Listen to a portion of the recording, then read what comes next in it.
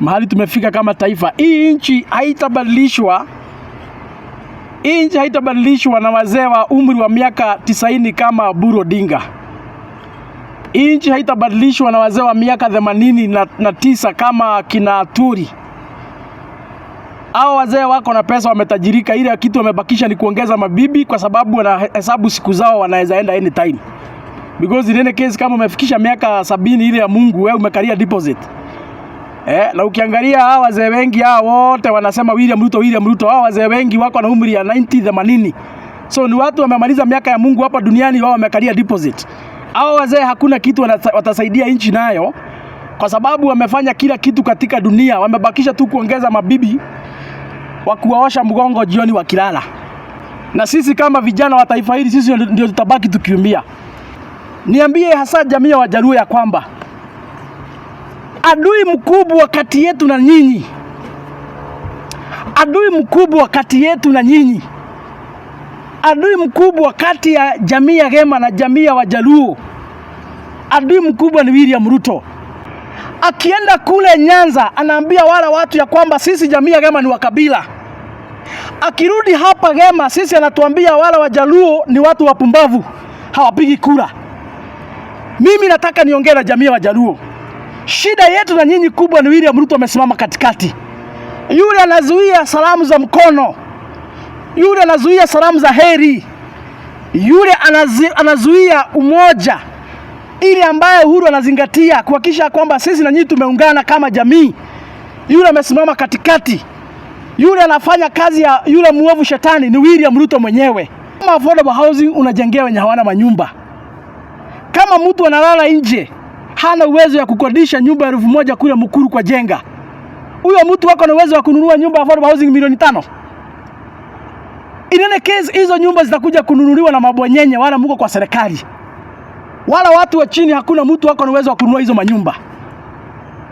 And idea you, kama uko na mpango ya kuinua maskini watoke chini waende juu, hizo affordable housing hazijajengwa na pesa yako, imejengwa na pesa imetoka mfuko ya wafanyikazi. Kwa hivyo hizo nyumba chukua maskini wapatie bure. Hizo nyumba waenda uokote maskini. Wala watu wa chini zaidi hawana pahali ya kulala uwapatie.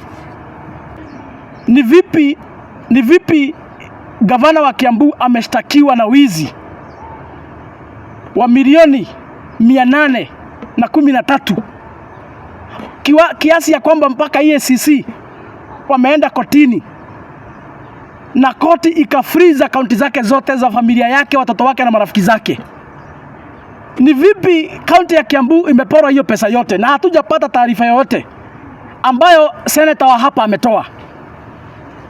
That is my concern.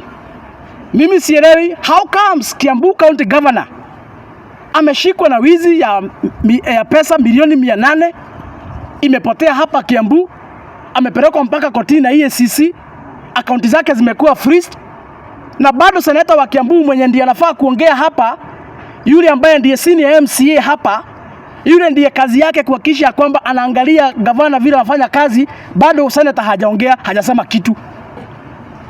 I am calling upon the senator of Kiambu, Karongo Wathang'wa. Where are you? Ulienda wapi? Senator wa Kiambu ulienda wapi? We want to hear from you. Kuja utuambie hii maneno inaendelea hapa. Hatujasikia kutoka kwako. Hatujui ulienda wapi. Sisi hatukuoni mahali. Na mtu asiniambie eti napiga Karongo na ni wa DCP. DCP ni chama ya kisiasa, si chama ya kuuza urembo. Ni chama ya kisiasa. Na ni chama ambao tunatarajia ndio itachagua wale viongozi watakuja kusaidia watu wetu hapa. I'm asking Karongo because he's a sitting senator of Kiambu County. Haiwezi kuwa kazi yake ni kuuza urembo TikTok. Hatumuoni hapa akuja atuambie sisi maneno. Tunataka kujua kama watu wa Kiambu, kama ni kweli pesa ya wananchi imeenda. Milioni 800 ni pesa mingi. Tunataka kujua. Kwa sababu sasa hapa wakaji wa Kiambu hawajui, wamechanganyikiwa. Wengine wanafikiria ni kuonewa naonewa.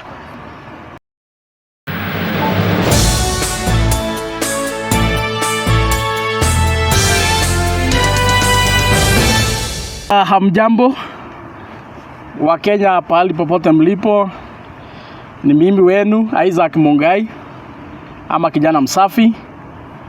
na mimi ndio chairman wa New Gema Young Leaders Movement, na nimekuja hapa nipongeze marafiki zetu wale ambao niliona jana wakiongozwa na Raila Odinga kule Kibra.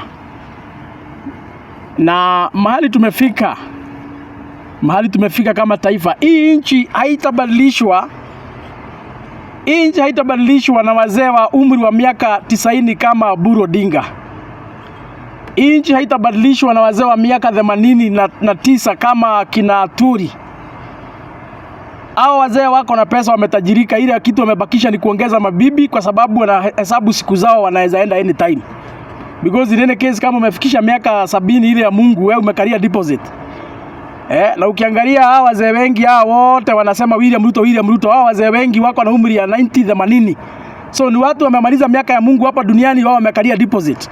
Hao wazee hakuna kitu watasaidia nchi nayo, kwa sababu wamefanya kila kitu katika dunia, wamebakisha tu kuongeza mabibi wa kuwaosha mgongo jioni wakilala. Na sisi kama vijana wa taifa hili, sisi ndio tutabaki tukiumia. And therefore, as a young person, mimi nataka niambie kiongozi Mheshimiwa Raila Odinga, vile ambavyo ulionyesha siku ya jana, simama kidete na usimamia hapo. Usikubali kuuzua uoga. Hii nchi itabadilishwa na wale vijana ambao watakubali kuungana na kushikana. Hii nchi itabadilishwa na wale vijana watasema ya kwamba hawatauzua uoga na mtu yeyote. Hii nchi itabadilishwa na vijana wa taifa hili wakikubali tuungane. Vile ambavyo jana nimefurahia sana nikiona Raila Odinga wakiwa na Raila Amolo Odinga Raila Junior kule Kibra. Na vile ambavyo Sifuna amekuwa akiongea pia kule ODM. Na vile Babu pia amekuwa akiongea. Mimi kama kiongozi wa vijana nataka niunge wale vijana mkono. Niwaambie kwamba hiyo chama chenu cha ODM, msikubali ile maono ambayo mmekuwa nayo ya miaka 20 ikojolewe hapo na wazee na wamama wa miaka 80, miaka 70, miaka 90. Hao watu watawapeleka kwa shimo. Hao watu watawauza kwa William Ruto, kwa sababu wao hawajali taifa inaelekea wapi. In any case, maisha yao ni kuzima inazima. Hawajali maisha ya wananchi wa jamhuri inaelekea wapi. Lakini nyinyi kama vijana tuko na maisha marefu. Sisi ndio tunataabika. Nchi ikipelekwa kwa Simo na Kasongo, sisi ndio tunataabika kama vijana. Nchi ikiendeshwa vibaya vile ambavyo William Ruto anafanya, sisi kama vijana ndio tunaumia zaidi. Na kwa hivyo nimekuja hapa siku ya leo niungane na Raila Odinga, nikuambia kwamba sisi kama vijana wa taifa hili tuko nyuma yenu wakati mnapigana kuokoa ODM isiende katika mikono ya wakora. Muko na sisi nyuma yenu na tutawaunga mkono. Mkihitaji tuongee, tutaongea. Mkihitaji tukuje, tutakuja. Mkihitaji tuseme kitu, tutasema kitu. Na mkihitaji tuwasaidie kupigana vita, sisi kama vijana wa taifa tutawasaidia kupigana vita. Lakini hatutawaachilia wale wazee walalie nyinyi wakati wanachukua chama cha ODM wapeleke kwa maumbwa.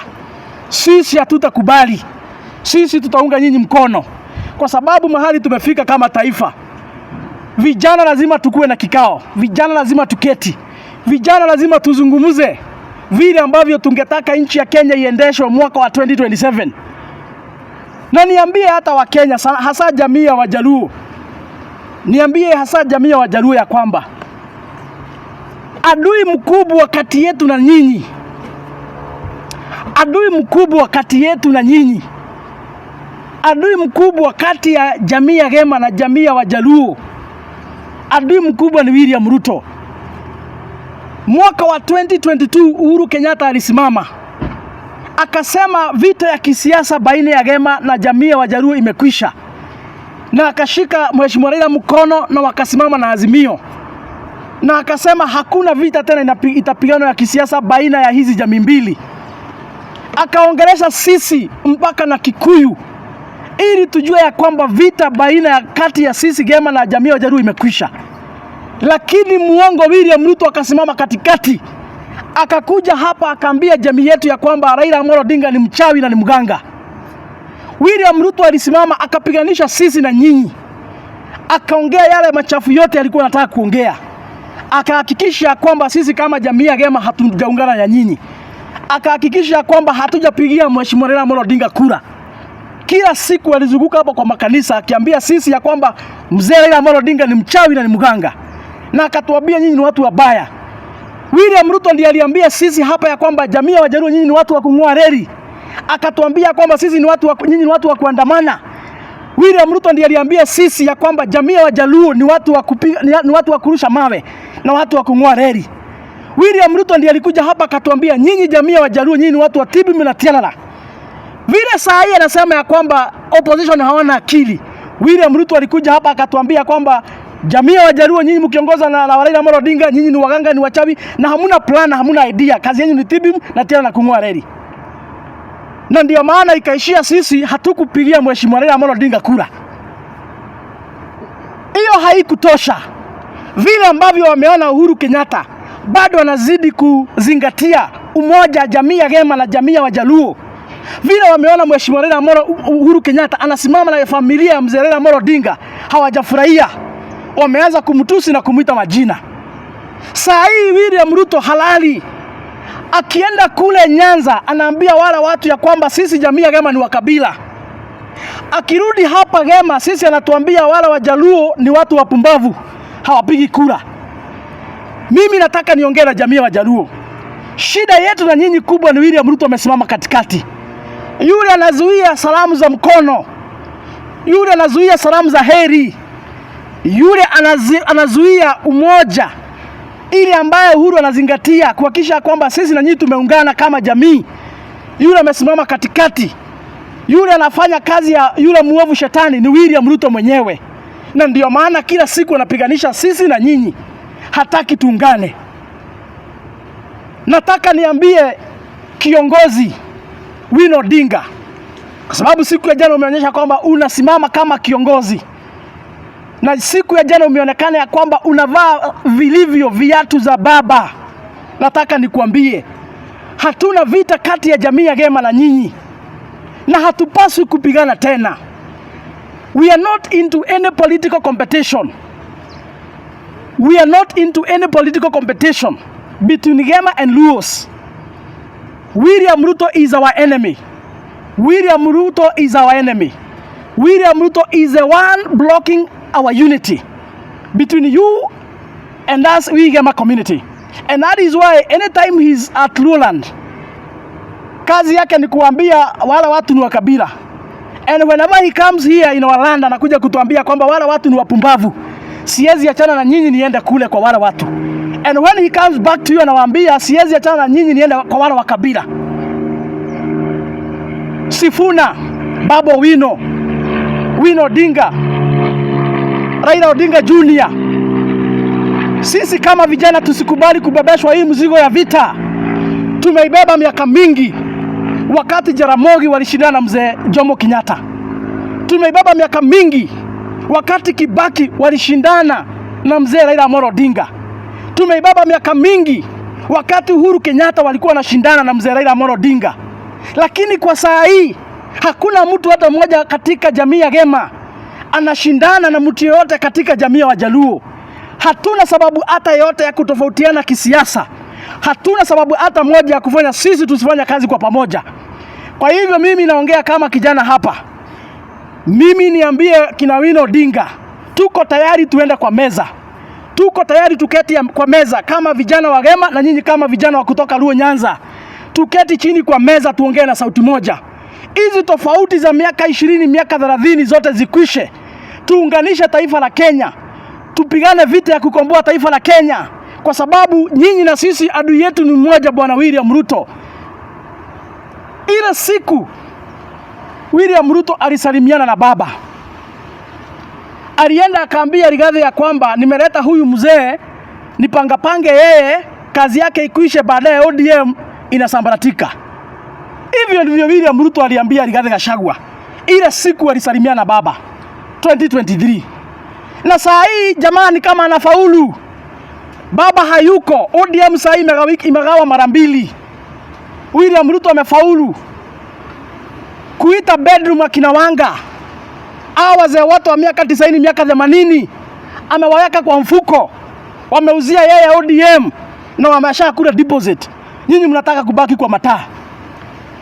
Na wacheni niwaambie familia ya mzee Raila Amolo Odinga. Wakati mzee katika boma amekufa. Wakati mzee katika boma amekufa. Wakora wakitaka kukoni nyinyi. Wanaletanga mabadiliko ya maneno hata wakati mzee hajazikwa. Na ndio maana kwa sababu hawa wakora hawakuwa na nia njema. Ndio maana walitangaza haraka Oburu Odinga akuwe acting party leader. Wakati mzee Raila Amolo Odinga hata hakuwa amezikwa. Kama hawalikuwa na nia njema, kwa nini hawakugojea nyinyi muomboleze mzee na mumuzike? Baadaye mkuje mketi chini muamue nani atakuwa kiongozi wa chama. Lakini kwa sababu hawakuwa na nia njema, they took the advantage of you. Because you are in a deep season of mourning. Wakaharakisha maneno, wakakimbiza maneno, wakaambia Oburu akalie hiyo kiti. Kwa sababu walikuwa najua mwisho wanataka kugawa chama na kuiba chama. Wangekuwa wangwana kama William Ruto hakuwa na unafiki. Siku aliomboleza na nyinyi akijifanya analia. Hangekubalisha chama ya ODM ichukuliwe. Angekubalisha kwanza muomboleze mzee baada ya mazishi na kila kitu. Sasa mkae chini muamue nani atakuwa kiongozi. Lakini kwa sababu William Ruto ni mkora na ni conman, na alikuwa anataka kuibia nyinyi chama na haiharibu, ndio maana alikibisha maneno mlango wa nyuma. Oburu Odinga haraka haraka akapointiwa. Saa hii mnahangaika, mnapigana vita, hamjui chama inaelekea wapi. Mimi nataka niwaambie, na nitie nguvu ile kazi mlianzisha siku ya jana. Tuko nyuma yenu, piganeni vita na tutawasaidia. Msikubali chama ya ODM kwenda kwa maumbwa. Na baada ya hapo tukae chini, viongozi wa Luo Nyanza na viongozi na vijana wa Gema hapa. Tushikane, tusalimiane, tuongee na lugha moja. Sisi ndio tutakomboa taifa la Kenya. William Ruto hana biashara nyingine amebakisha isipokuwa kugawa kila jamii mara mbili. Mwanzo amekuja hapa Mlima Kenya, amesema ya kwamba ameajiri kinaroko na tugunia twingine toke hapa. Kazi yao wakikuja hapa ni kusema Mount Kenya East na Mount Kenya West. Hiyo ni njama ya William Ruto ya kujaribu kugawa Gema mara mbili. Lakini hatujui. Anatuonanga tu siku hajui sisi ni akina nani. Hakuna mtu wako na uwezo ya kugawa Gema mara mbili. Lakini William Ruto ile kazi tu anajaribu kufanya hapa, sababu hana kitu kingine, ni kujaribu kugawa sisi hapa mara mbili. Akikuja kwenu Nyanza ODM anataka agawe ODM mara mbili. Akienda hapa Ukambani ameajiri washenzi wajinga kama kina Mudhama, kina Mutuse na kina Alfred Mutua. Amewapatia kazi ya kugawa Wakamba mara mbili hapo. Kila siku wakiamuka wanatusi Kalonzo. Amechukua watu kama kina Joho ili agawe Mombasa mara mbili. Ile kitu William Ruto amebaki nao katika nchi ni kugawa kila jamii mara mbili. Ndivyo aone kama anaweza pigiwa kura mara ya pili 2027. Lakini mimi nataka nimwambie William Ruto, hata ukijaribu kugawa jamii zote za Kenya mara mbili, wale unabakisha ndio wengi. Na wale unabakisha tuko against wewe. Wale unabakisha tutaungana kinyume yako na tutakutoa kwa kiti 2027. Na ndio nataka niambie jamii ya Omusi, msijaribu hiyo maneno Simba anajaribu kuleta hapo. Kaeni nyuma ya Matiang'i. Kama jamii muongee na lugha moja. Sisi hapa hata kituma kina nani hata warukaruke hapa tunaongea na lugha moja. Hapo maneno ni one time. Kule Nyanza viongozi vijana wa ODM msikubali kuingizwa kwa mfuko. Simameni na haki na ukweli. Hapa Ukambani tumefunga. Hata kule Coast tuko na wale ambao wanasema hapo hana mbinu yoyote William Ruto ya kushinda uchaguzi ya 2027. Ile kitu amebakisha ni kugawa watu wawili hapa, watu 10 hapa, watu 5 hapa. Na ndio maana kila siku wanarukaruka hapa wakisema ya kwamba Malala ametoka DCP. Malala ametoka DCP, Malala ametoka DCP. Shenzi nyinyi. Hakuna DCP Malala ametoka. Kwa sababu hiyo ndio mnataka zaidi kusikia hiyo chama watu wametoka. Hii chama ingine watu wametoka. William Ruto is banking on division. It's unfortunate. Yule mtu tulifikiria yako na akili mingi. Eti leo hii anategemea watu kutawanyika. Eti anategemea watu kusambaratika. Ndivyo ona kama atakuwa kitu 2027. Lakini tunakwambia hautafaulu. Hautafaulu. Hautafaulu.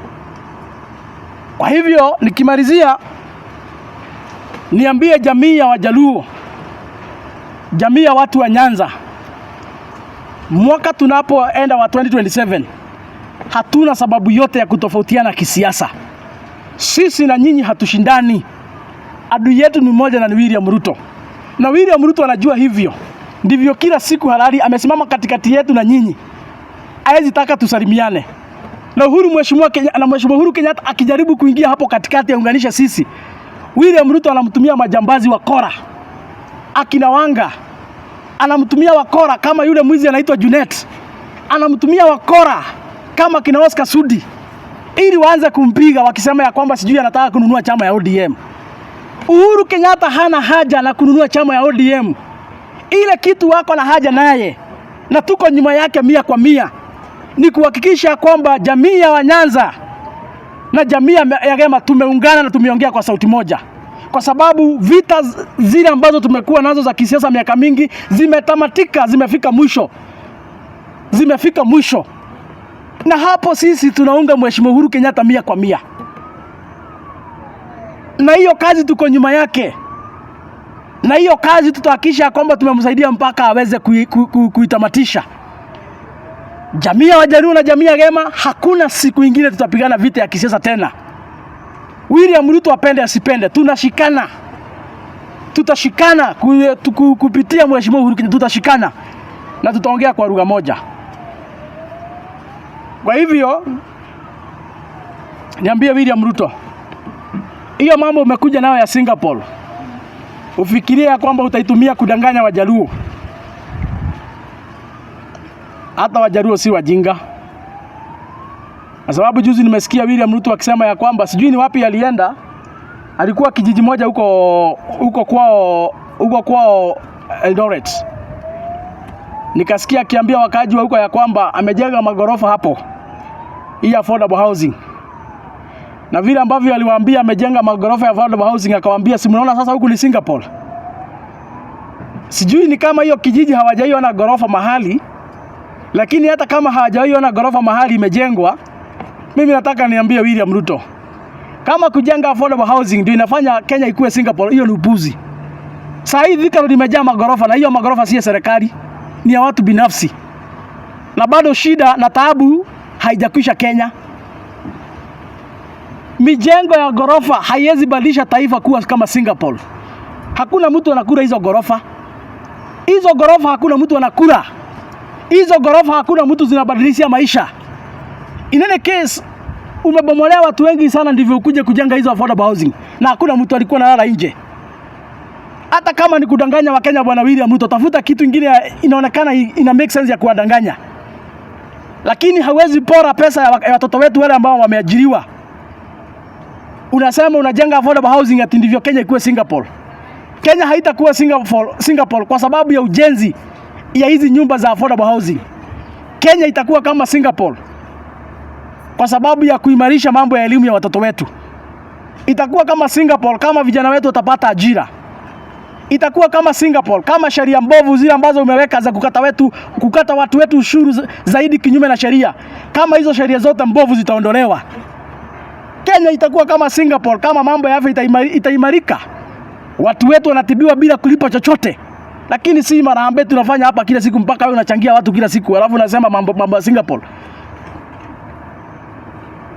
William Ruto, Kenya haiwezi kukua Singapore eti kwa sababu unajenga affordable housing.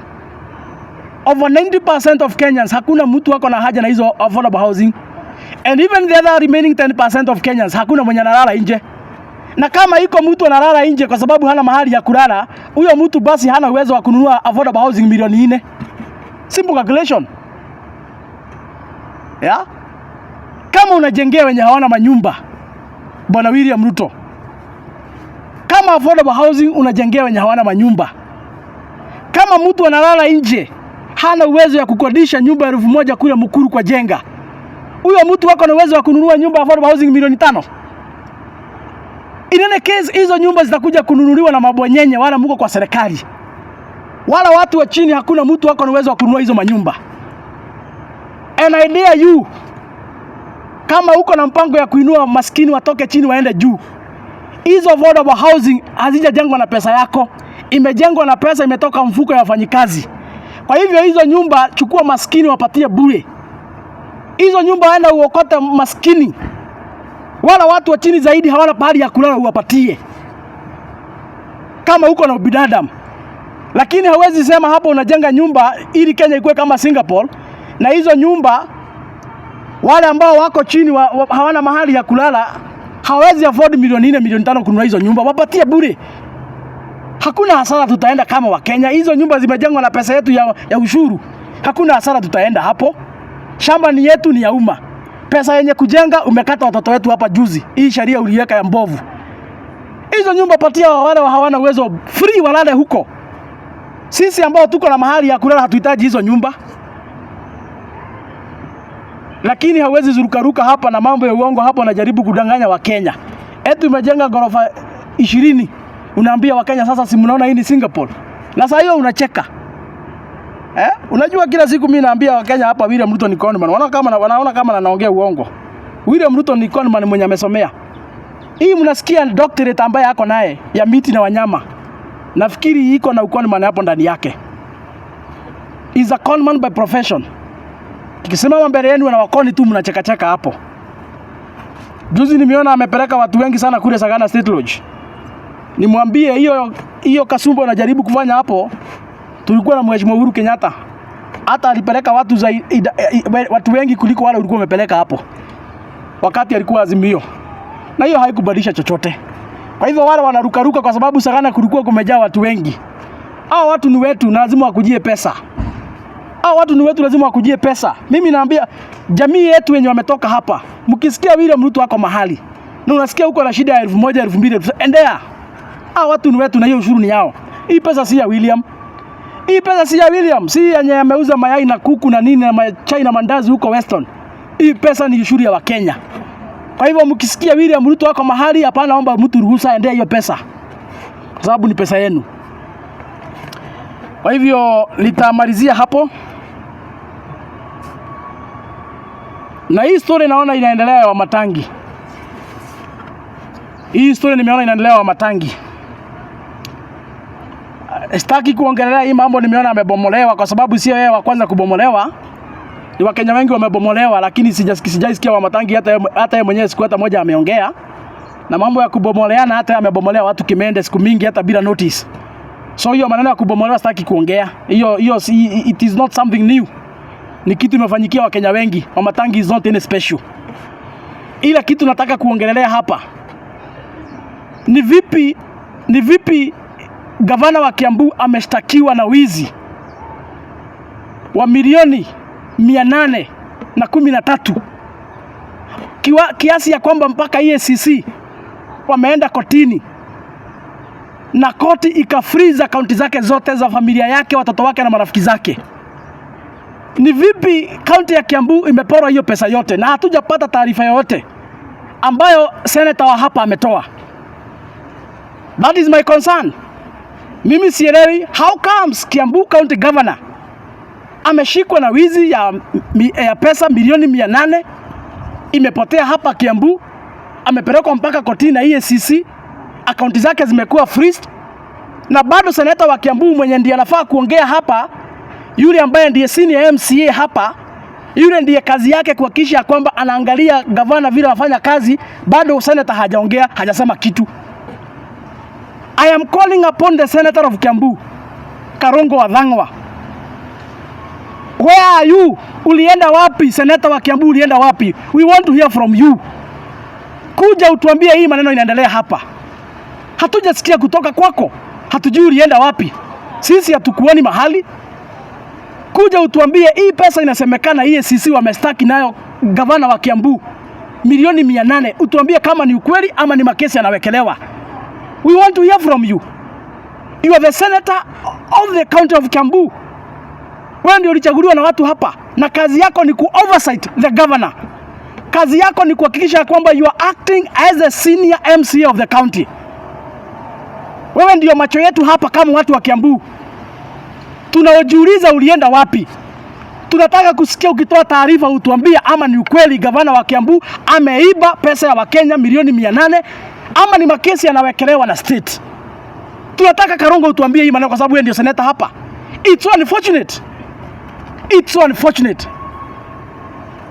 Watu wa Kiambu tuko kwa giza, hatujui. Mara watu wanasema ni state inapiga huyu mtu, mara watu wanasema ni kuonewa. Hatujui kama wakaaji wa Kiambu, hatujui. Na wewe ndio tuchagua. Kuja utuambie hii maneno inaendelea hapa Kiambu kama ni ukweli. Kuja waambie sisi kama seneta wa Kiambu kama ni kweli Wamatangi ameiba pesa ya Wakenya karibu bilioni 1. Karongo Wathang'wa, we are calling upon you. Ulienda wapi? Na mtu asiniambie eti napiga Karongo na ni wa DCP. DCP ni chama ya kisiasa, si chama ya kuuza urembo. Ni chama ya kisiasa. Na ni chama ambao tunatarajia ndio itachagua wale viongozi watakuja kusaidia watu wetu hapa. I'm asking Karongo because he's a sitting senator of Kiambu County. Haiwezi kuwa kazi yake ni kuuza urembo TikTok. Hatumuoni hapa akuja atuambie sisi maneno. Tunataka kujua kama watu wa Kiambu, kama ni kweli pesa ya wananchi imeenda. Milioni 800 ni pesa mingi. Tunataka kujua. Kwa sababu sasa hapa wakaji wa Kiambu hawajui, wamechanganyikiwa. Wengine wanafikiria ni kuonewa naonewa.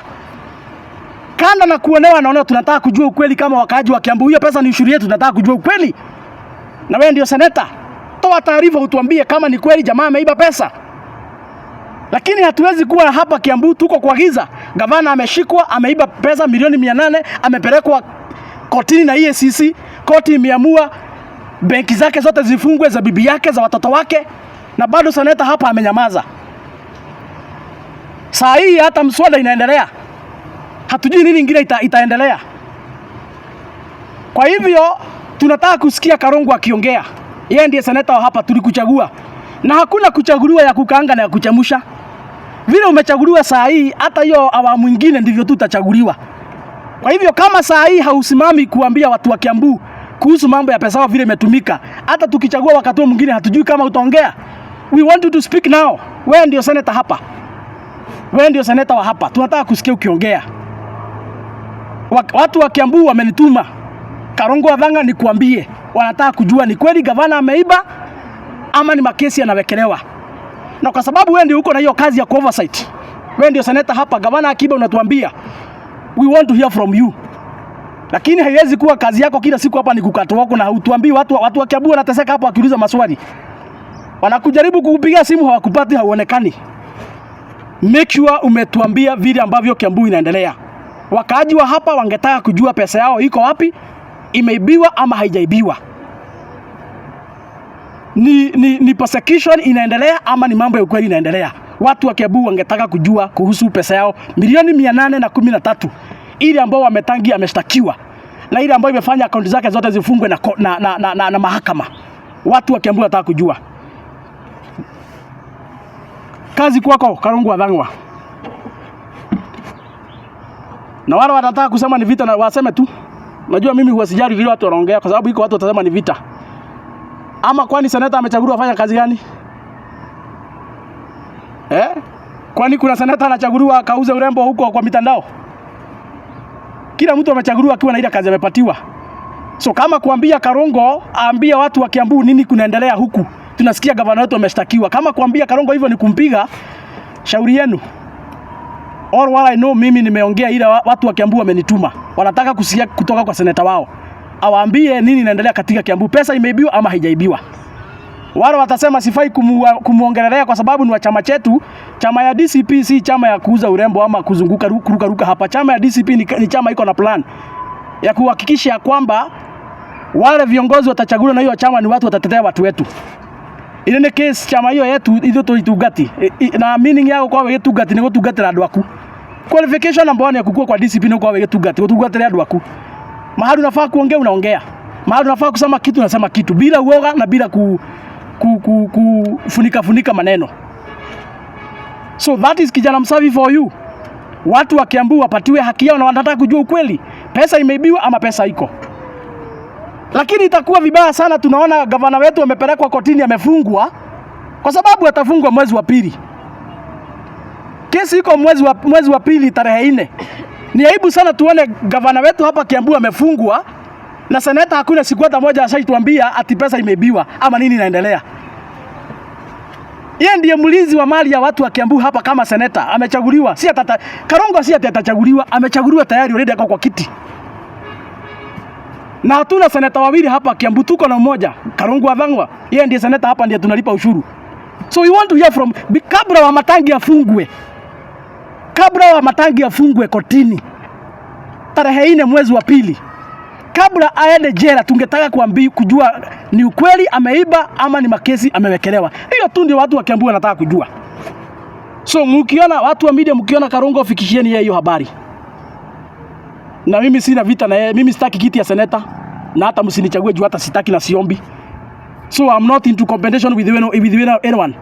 I am speaking on behalf of Kiambu people. Mimi sina vita na yeye, tukiulizana nini? Mimi sitaki kiti ya seneta mimi. Lakini watu wa Kiambu wako na maswali wangetaka kujibiwa. Na yule mwenye atawajibu si kijana msafi. Mimi sijachaguliwa kiti yote, yeye ndiye yako kwa kiti. So kama kuna swali tutachukua, kama hakuna swali we call it a day. Muhakikisha kwamba hiyo ujumbe imefikia jamii, marafiki zetu, jamii ya watu wa Nyanza. Tungetaka tushikane, tukae chini, vijana wa huko tukae chini. Hii vita ya miaka 80 ya kisiasa lazima ikwishe. Na hiyo ujumbe ingine nao muhakikisha kwamba imefikia Karongo. Watu wa Kiambu wanauliza alienda wapi, wako na maswali. Akuja waambie pesa imeibiwa ama haijaibiwa. Na niambie wabunge, kama unajua umechaguliwa, fanyieni wananchi kazi. Kama unajua umechaguliwa, wewe ni seneta, wewe ni gavana, wewe ni mbunge, wewe ni MC, fanyieni wananchi kazi. Kwa sababu 2027 ile tu kitu itawaokoa ni kama iko kazi umefanyia wananchi. Hiyo tu ndio ile kitu itakuokoa. Hakuna story nyingine itakuokoa, ni kazi itakuokoa. 2027 ni kazi itakuokoa. Fanyieni wananchi kazi. Fanyieni wananchi kazi. Na hii serikali tulichagua hapa. 2022. Wala watu wote tulipatia majukumu. Ni vizuri wajue ya kwamba ni Gachagua peke yake alimpichiwa. Hakuna mtu mwingine alimpichiwa. Hao wengine watu wako kazi 24/7. Wanakula mshahara. Yule mwenye hakuli mshahara ya raia ni Mheshimiwa Rigathi Gachagua peke yake. Yeye tu ndiye walimpeach na ukora kwa serikali. Hao wengine wako kwa serikali, wako kwa vitu, wanakula mshahara. Fanyieni wananchi kazi, muache upuzi. Nimemaliza.